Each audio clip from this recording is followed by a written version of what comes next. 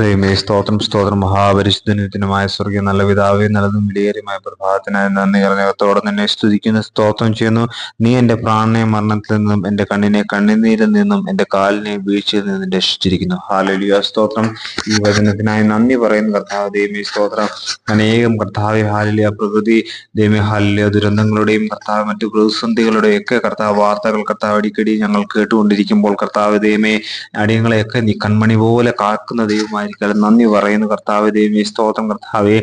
നീ എന്റെ ദൈവമേ പ്രാണനെ കർത്താവെ മരണത്തിൽ നിന്നും, എന്റെ കണ്ണിനെ കണ്ണുനീരിൽ നിന്നും, എന്റെ കാലിനെ വീഴ്ചയിൽ നിന്നും വിടുവിച്ചിരിക്കുന്ന ദൈവമായിരിക്കും. നന്ദി പറയുന്നു കർത്താവ്. ദൈവമേ സ്തോത്രം.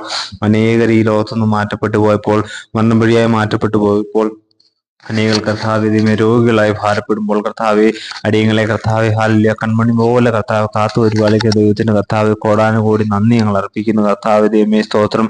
പാവം ചെയ്യാതെ കർത്താവെ ഹല്ലേലൂയ സ്തോത്രം. അതിക്രമങ്ങളിലേക്ക് കടന്നു പോകാതെ കർത്താവ് നിന്നെ സ്നേഹിച്ച് കർത്താവ് സേവിച്ച് ദൈവമേ ഹല്ലേലൂയ അനുഗ്രഹങ്ങളെ പ്രാപിച്ച് ജീവിക്കാനുള്ള കൃപ ഞങ്ങൾക്ക് നൽകുമാറാണമേ എന്ന് പ്രാർത്ഥിക്കുന്നു കർത്താവ്. ദൈവമേ സ്തോത്രം. ഹല്ലേലൂയ.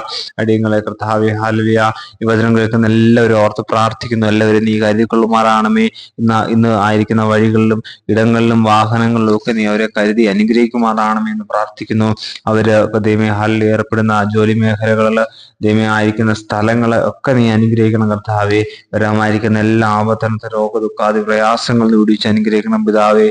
മഹത്വവും മാനവും അങ്ങ് എടുക്കണം. സർവ്വേശു ക്രിസ്തുവിൻ നാമത്തിൽ തന്നെ. ആമേൻ ആമേൻ ആമേൻ.